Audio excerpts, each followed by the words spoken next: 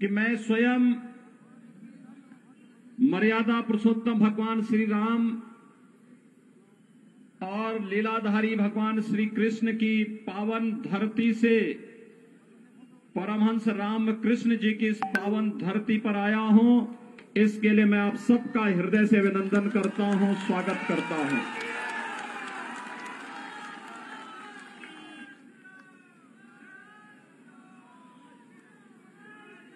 बंगाल की धरती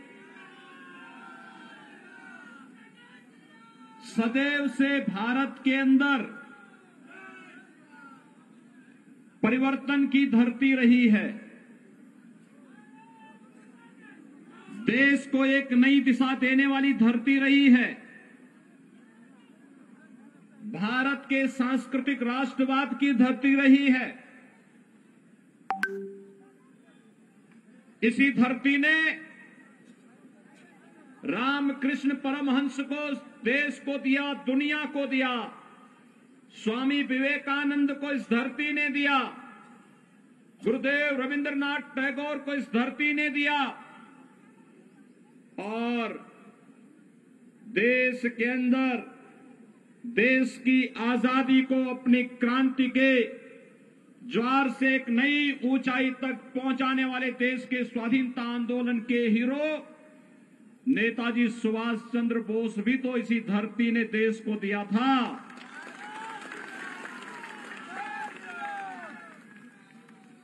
भारतीय जनसंघ के संस्थापक अध्यक्ष डॉक्टर श्यामा प्रसाद मुखर्जी भी बंगाल की ही धरती में पैदा हुए थे। भाइयों बहनों, महान वैज्ञानिक जगदीश चंद्र बसु की धरती भी बंगाल ही है। और भारत के अंदर अनेक आध्यात्मिक और सांस्कृतिक आंदोलन की गवाह बनी ये बंगाल की धरती। ये वही धरती है जिसने भारत को राष्ट्रगान जन गण मन भी दिया और जिस धरती ने वंदे मातरम का अमर गीत भी भारत को दे करके एक राष्ट्र गीत भी भारत की धरती को समर्पित किया। और इसलिए मैं बंगाल की धरती को कोटि कोटि नमन करता हूं। भाइयों बहनों, मैं आपके उत्साह का अभिनंदन करता हूं और मैं आपकी पीड़ा को भी जानता हूं। लेकिन ये पीड़ा ज्यादा दिन तक अब नहीं रहने वाली है। इसी का समाधान करने के लिए भारतीय जनता पार्टी आपके पास आई है और आपसे कहने के लिए आई है। मैं जब मंच पर आया तो मुझे 3 शहीद परिवार, भारतीय जनता पार्टी के जो कार्यकर्ता जिन्हें टीएमसी के परिवारों ने जिनकी हत्या कर दी थी, निर्मम हत्या कर दी थी, वे 3 परिवार इस मंच पर मेरे साथ यहां पर आए थे। उन्होंने मुझसे अपना परिचय दिया। मुझे देख करके यहां की टीएमसी की सरकार की गुंडागिर्दी और उनके अमानवीय कृत्यों पर देख करके क्षोभ हो रहा था। और तब मुझे लग रहा था कि अब इनके बहुत लंबे समय तक इनकी गुंडागिर्दी और इनकी अराजकता अब नहीं चल पाएगी। मात्र 45 दिन बाकी हैं। 2 मई के बाद टीएमसी की सरकार की विदाई सुनिश्चित है।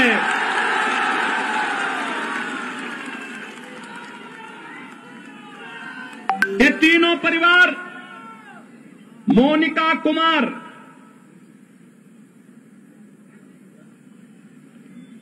हरिराम महतो और कमीली टुडू, ये तीनों भारतीय जनता पार्टी के उन कार्यकर्ताओं के परिवार से हैं जो लोग शहीद हुए हैं।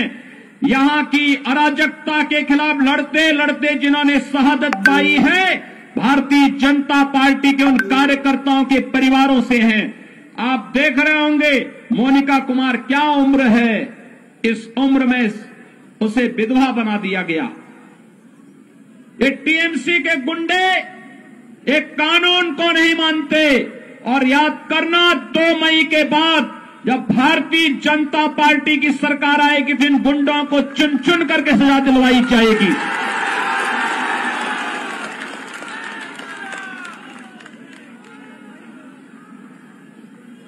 श्रीमती कमीली टुडू को देखो, इस उम्र में भी उसके साथ, और श्री हरिराम महतो जिनके परिवार के सदस्य की हत्या इसलिए कर दी थी क्योंकि वो चाहते थे कि यहां पर बंगाल के अंदर बंगाल के गरीबों को भी शासन की सुविधा का लाभ मिलना चाहिए, और ये कार्य भारतीय जनता पार्टी कर सकती है, इसलिए टीएमसी के गुंडों ने उनकी निर्मम हत्या कर दी थी। भाइयों बहनों, यह अराजकता बहुत दिनों तक नहीं चलेगी, और इसीलिए आज आप सबका आह्वान करने के लिए मैं आया हूं।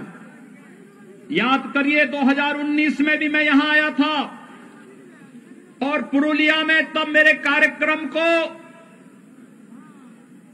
यहां की मुख्यमंत्री ने उस पर पाबंदी लगा दी थी, मेरा हेलीकॉप्टर नहीं उतरने दिया था, और तब मैंने झारखंड में हेलीकॉप्टर उतार करके 35 किलोमीटर सड़क मार्ग से मैं यहां आया था, और तब भी मैंने आपके उत्साह को देखा था, और उस उत्साह के लिए आपका अभिनंदन करने के लिए आज मैं यहां पर आया हूं। जब बंगाल में चुनाव प्रचार का शुभारंभ करना था तो मैंने कहा पुरुलिया से ही करूंगा।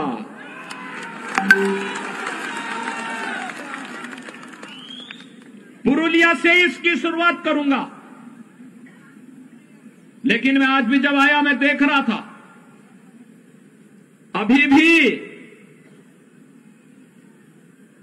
सत्ता का दुरुपयोग रुक नहीं रहा है। मैं देख रहा था जगह जगह से, हेलीकॉप्टर से मैं देख रहा था जगह जगह भारतीय जनता पार्टी के कार्यकर्ताओं को और जनता जनार्दन को इस सभा में आने से रोका जा रहा था। लेकिन जब मुझे कार्यकर्ताओं ने कहा कि यहां तो अभी सभा में भीड़ ही नहीं हो पाएगी, मैंने कहा चिंता मत करिए, मेरे पहुंचते ही भारतीय जनता पार्टी का बहादुर कार्यकर्ता सारे बंधनों को तोड़ करके सभा स्थल पर पहुंचेगा, और आज एक बार फिर से आपने साबित कर दिया है हर प्रकार के अन्याय और अत्याचार के खिलाफ आप लोग लड़ते हुए अपनी मंजिल को प्राप्त करेंगे, इसमें कोई संदेह नहीं होना चाहिए। और आज ये सभा उस रूप में यहां पर प्रारंभ हो रही है। भाइयों बहनों, मुझे आश्चर्य होता है, ममता दीदी जय श्री राम के नारे से बहुत चिढ़ती है, और जब मैं यहां पे आया तो मेरा अभिवादन जय श्री राम कहकर के सभी लोगों ने किया।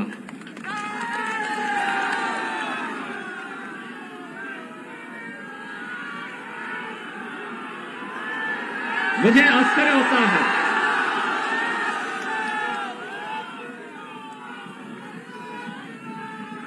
वैसे एक परिवर्तन तो हुआ है। 2014 के पहले इस देश के अंदर एक ऐसी पीढ़ी, एक ऐसी नस्ल पैदा हो गई थी बड़ी संख्या में, जो मंदिरों में जाने को ये मानते थे कि उनके सेकुलरिज्म इससे खतरे में पड़ जाएगा। लेकिन आज मैं देख रहा हूं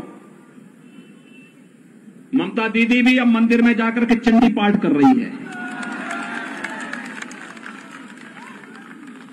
ये परिवर्तन है ना, ये है नया भारत। हर व्यक्ति को भगवान की शरण में जाना ही पड़ेगा।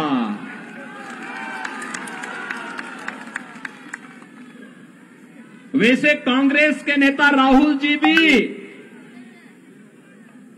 चुनाव के समय मंदिर मंदिर जाते हैं, और एक जगह तो मंदिर में ऐसे बैठ गए कि उनको पुजारी को टोकना पड़ा, कह रहे ये मंदिर है, आसन ठीक ढंग से बैठिए। वो ऐसे बैठ रहे थे जैसे कोई नमाज पढ़ने के लिए बैठता है। तो पुजारी को समझाना पड़ा, कहा भाई ये मंदिर है, पवित्र स्थान है, और यहां की पवित्रता और यहां की मर्यादा का ख्याल रखो, लेकिन कम से कम सबका साथ सबके विकास के मोदी जी के मंत्र ने गरीबों को मकान भी दिया, विद्युत कनेक्शन भी दिया, स्वास्थ्य की सुविधा भी दी, किसानों को किसान सम्मान निधि भी देश के अंदर दिया और सभी लोगों को आपकी आस्था का सम्मान करने के लिए भी मजबूर कर दिया है कि आज कोई चंडी का पाठ कर रहा है, कोई मंदिरों में जाकर के दर्शन करने के लिए मजबूर हो रहा है। ये सबसे बड़ी वैचारिक विजय हम सबकी है। जब वैचारिक विजय के मंच पर हम लोग जीत चुके हैं तो जनता जनार्दन का आशीर्वाद स्वतः ही भारतीय जनता पार्टी को प्राप्त होना है और वही आशीर्वाद मांगने के लिए भारतीय जनता पार्टी के कार्यकर्ताओं के लिए यही आशीर्वाद प्राप्त करने के लिए आज मैं आपके बीच में यहां पर उपस्थित हुआ हूं। भाइयों बहनों, बंगाल आजादी के समय ये मान्यता थी कि बंगाल विकास की धुरी बनेगा, लेकिन दुर्भाग्य से कांग्रेस ने, फिर कम्युनिस्टों ने और फिर पिछले 15 वर्षों में टीएमसी ने बंगाल को खोखला बना दिया। बंगाल में गरीबी की दर बढ़ती गई, बेरोजगारी की दर बढ़ती गई। यहां पर पार्टी विशेष के कार्यकर्ताओं की गुंडागर्दी ने अव्यवस्था और अराजकता का एक तांडव किया। आज आप देख रहे होंगे उत्तर प्रदेश में हम लोगों ने 4 वर्ष से भारतीय जनता पार्टी की सरकार उत्तर प्रदेश में है। 40 लाख गरीबों को प्रधानमंत्री आवास मिला है। 1 करोड़ 38 लाख परिवारों को विद्युत के निःशुल्क कनेक्शन मिले हैं। 1 करोड़ 56 लाख परिवारों को रसोई गैस के निःशुल्क कनेक्शन उपलब्ध हुए हैं। और यही नहीं, 6 करोड़ की आबादी को आयुष्मान भारत का 5 लाख रुपए का सालाना स्वास्थ्य बीमा का कवर मिला है और 2 करोड़ 42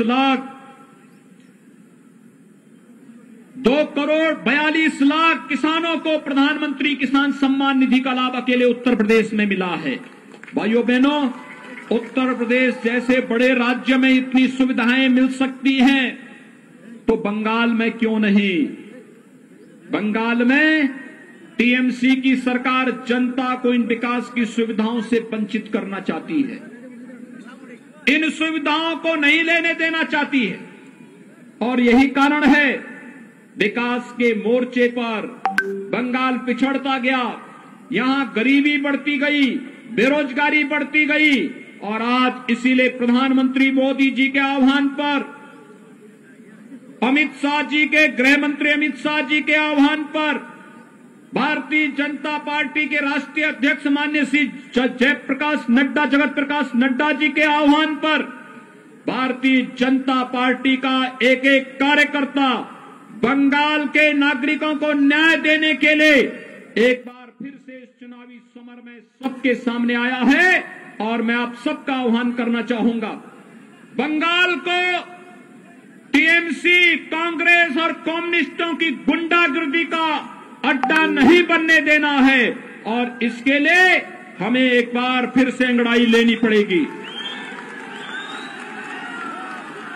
भाइयों बहनों, मुझे आश्चर्य होता है, यहां का टीएमसी की सरकार पिछले 15 वर्षों से गौ तस्करी करके गौ माता को बंगाल पहुंचा देती है, कटने के लिए पहुंचा देती है। उत्तर प्रदेश में हम गौ तस्करी भी नहीं होने देते और गाय को कटने भी नहीं देते हैं। मैं पिछले दिनों टीएमसी के एक मंत्री का बयान पढ़ रहा था। वो बेशर्मी के साथ गाय को काटने की वकालत कर रहा था। पता नहीं क्यों ममता दीदी ने उसे अपने मंत्रिमंडल में रखा था, उसको उसी दिन बर्खास्त करके बाहर का रास्ता दिखाना चाहिए था। लेकिन क्योंकि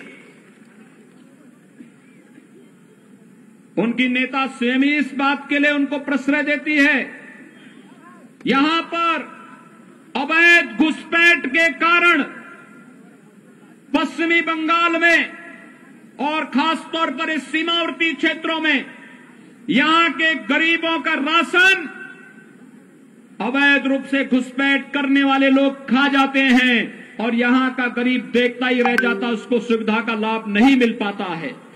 लेकिन भारतीय जनता पार्टी आज आपके सामने इन सभी समस्याओं का समाधान लेकर के आई है और इसलिए मेरी आप सबसे अपील है, भारतीय जनता पार्टी के प्रत्याशी श्री बानेश्वर महतो को भारतीय जनता पार्टी ने अपने प्रत्याशी के रूप में आपके बीच में उतारा है और मेरी आप सबसे अपील है, भाइयों बहनों, श्री बानेश्वर महतो एक जुझारू कार्यकर्ता है, आपके लिए लड़ाई लड़ने की क्षमता रखता है। यहां के सांसद श्री ज्योतिर्मय सिंह महतो के साथ मिलकर के विकास के कार्यों को एक नई ऊंचाइयों तक पहुंचाने का कार्य करेगा और इसके लिए श्री बानेश्वर महतो को भारतीय जनता पार्टी ने अपना प्रत्याशी बना करके आपके बीच में उतारा है। बानेश्वर महतो के समर्थन में आप सभी सहयोग करेंगे, हाथ खड़ा करके मेरे सामने जोर से बोलेंगे, दोनों हाथ ला करके बोलेंगे जय जय श्री राम, जय जय श्री राम। कमल चुनाव चिन्ह पर बानेश्वर महतो को भारी बहुमत से विजयी बना करके पश्चिमी बंगाल विधानसभा में भेजे और यहां पर बानेश्वर महतो और यहां पर सांसद श्री ज्योतिर्मय सिंह महतो मिलकर के यहां पर विकास लोक कल्याणकारी योजनाओं को तो आपके पास लेकर के आएंगे ही, साथ साथ भारतीय जनता पार्टी के उन कार्यकर्ता परिवारों को भी न्याय दिलाने का काम करेंगे जो कार्यकर्ता हमारा शहीद हुआ है बंगाल के लिए और बंगाल के नागरिकों को न्याय देने के लिए शहीद हुए हैं, उन परिवारों को भी न्याय दिलाने का कार्य करेंगे। मैं एक बार फिर से आप सबका हृदय से अभिनंदन करता हूं। बंगाल की सांस्कृतिक राष्ट्रवाद की धरती को कोटि कोटि नमन करते हुए भारतीय जनता पार्टी को भारी बहुमत से विजयी बनाने की अपील आप सबसे करते हुए अपनी वाणी को देता हूं विराम। जय जय श्री राम, जय जय श्री राम। অনেক অনেক ধন্যবাদ আমাদের যোগী মহারাজ জিকে। আমরা